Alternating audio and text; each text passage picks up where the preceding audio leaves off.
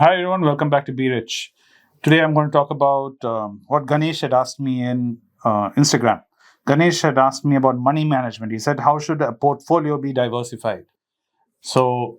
He's not given me more information, so I don't know what kind of portfolio. So I'm just going to give some general information here. If you can apply to any portfolio which you have. First important thing, you should understand your risk tolerance. Okay, before diversifying into any asset class, you must realize what are the risks for that asset class and are you comfortable with that risk? Is it a high risk and or is it a high return investment? What is it? Or would you prefer something more stable and which is at a lower risk option? Even in bonds, you have high risk bonds, lower risk bonds like government bonds, secured bonds, unsecured bonds. Then you have junk bonds. So there are various options in every single asset class within asset classes. And asset classes entirely on its own have risk attached to it. So see the pros and cons of the risk. Understand your own personal risk tolerance. Two is have a clear goal in mind. I repeatedly say this because I keep getting questions in Instagram and everywhere else, wherever you guys reach out to me saying, should I do this? Should I do that? And you guys don't tell me what is your goal and what is your timeline? What is it that you want to achieve? And without knowing any of that, it's very, very difficult to tell you anything. Like I've said this analogy many times. It's like randomly saying, what tablet should I take? And you don't even give me any symptoms. So what will I tell you to take? So you just come and say, I'm not feeling well. Give me a tablet. What do I do? Give you. I know it sounds crazy, but that's how it is to ask someone investment advice when you don't have a clear goal in mind. So take time and have your goal in mind. We haven't even got to the diversifying part. So if you have done investment without even thinking about this, you just started randomly investing because Anand told you or Albin told you or somebody else told you, or you saw some YouTube, or your friends been doing it, so you started in investing. Please stop, pause, do these first two steps. Understand your risk tolerance, have a goal in mind, where you want to go, how you want to get there. Then you come into diversifying. The first way to diversify is you don't put all your eggs in one basket. Let me talk in small, then I'll get into big. All eggs in one basket means keeping all your money in ITC. Lots of you will reach out to me and say, "Sir, I have invested 5 lakhs in stock market." Then you'll tell me, out of that 80% is in ITC. Okay, but that is all eggs in one basket. When Anand says put in Tiffin coffee levels, he means have a list of 4 or 5 companies which you're looking at and spread them. Yes, ITC is not going to do anything bad in the long run. Yes, it's going to be fine. You will make money. True. But like I was talking to Kesav in a podcast before, let's say for the time being, you're in the steel industry, you have Tata Steel, and you know the steel market, the market is going to be depressed for the next steel industry is going to be depressed for the next 10 years. Yes, eventually it will recover and you'll recover more money out of it. Your assets will grow. But during this period where you know it's going to be depressed, you can take that money out where it's going to see marginal growth. Maybe you can move it into another sector or another company, see a little more growth, and then bring it back. So that is why I'm saying just don't keep all your money in ITC or just don't keep all your money in one stock. Spread them, spread your risk. Then the same way, when I say spread, also move into different asset classes. Different asset classes means within stock markets, you have different options. One, you have passive funds. So keep some money in passive funds, which is regularly being invested. Keep some money in debt funds. Keep some money in actual stocks and companies which you own. So that way you're spread. So as the industries move and you're in different sectors, and you can look at it. Yes, there are asset classes to be considered. Real estate is an asset class for investment. Right now in India, current situation is such that there's not going to be much growth in real estate sector. That's why I'm saying don't do real estate. It's not that real estate will be dead forever. Maybe in the future it'll change. If we see a major correction of some sort or we see a major growth in real estate for some reason, then you can look at it as a potential to enter the real estate market again.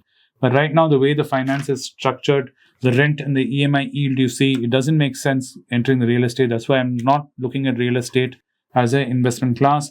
That's why even real estate asset shares, rental asset shares, like Embassy, which even BlackRock, I think BlackRock was exiting. Even they're exiting out of this because right now the growth in that sector is also low. So even in terms of stocks, I would not really put money into this personally. This is my choice. But you can diversify. This is how you should diversify. Then always you should have some index fund in your account. No matter how much you know about stocks, how much you know about shares, and how well you're diversified, keep some in passive funds. Because the reason why I say keep it in passive funds is passive funds over a long period of time, the returns are very stable and they're reliable. And when markets, yes, when in a bull market, you might not see the passive funds growing as aggressively as others do. But when the markets do correct and enter bad territory, passive funds correct less compared to the other funds and other stocks. So having passive funds will give you much relief needed when things turn very sour, and they can turn sour fast for any event. No one can predict when these events will happen. That's why I say keep it passive, keep sipping at it, and keep going at it. This will keep you diversified. And those of you who are well versed and who have already have an established footholding in India, you can look at geography diversification. That is, look at outside India to diversify and see how all you can invest outside India. You can look at real estate even in places where you can look at property outside India also if you are really keen. Like some of you reached out to me on Instagram and are talking about Dubai, talking about Thailand, how is the property there? I do not know because I'm not in those markets. I'm not a subject matter expert. But if you are interested in it and you have something up your road and you have the appetite for that kind of a risk, please go ahead. I personally don't have appetite for that kind of risk because I like to be close to my investments in some shape or form. So I know what I'm doing and it's in my realm of competence. Real estate that way, especially outside India, is not in my circle of competence. So that's why I don't risk into it. So if it's something up your road and you want to investigate and learn, please do that. And you can definitely get to me and let me know what you personally feel and what you think. Other the geography diversification is, of course, the American stock market. You can look at in investing in the American stock market. That too, does it align with your goal? That's why the goal setting is very important. You cannot just diversify for the sake of diversifying.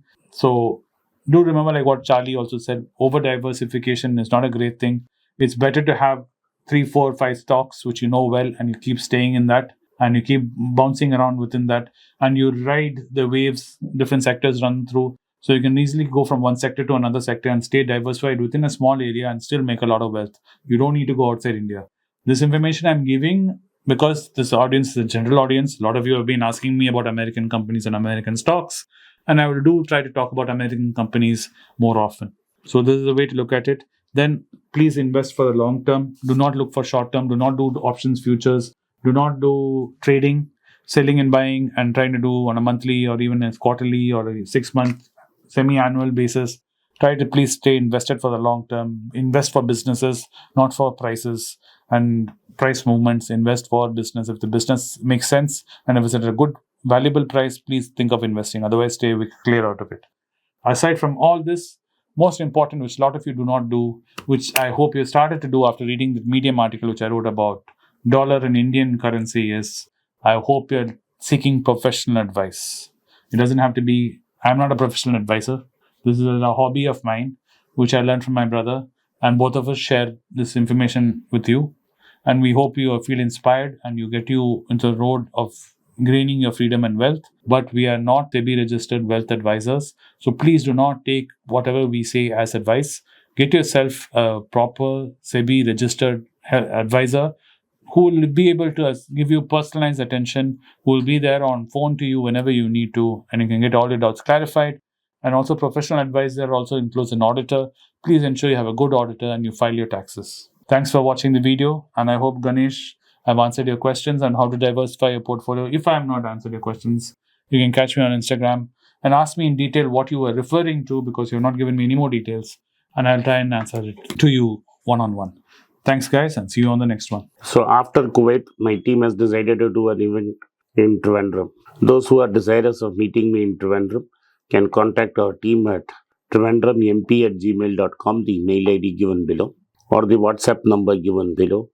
My team would fill in you with the details. The event would be in January 2024. It's a great privilege and honor that so many of you in thousands have subscribed to my channel and have supported me. I have written 2 books in English, The Alchemy of Money and Ordinary Stocks, Extraordinary Profits. These books are published by us and are ready. If you want to procure a copy, send us a message to the WhatsApp number given below and my team would respond to you. If you want an Amazon Kindle copy, you can click the link below. Finally, those who wish to consult with me can send a mail to berichenglish@gmail.com. Once again, I thank you for your support. If you like this video, press the subscribe button of my channel, hit the like button and turn on the bell notification.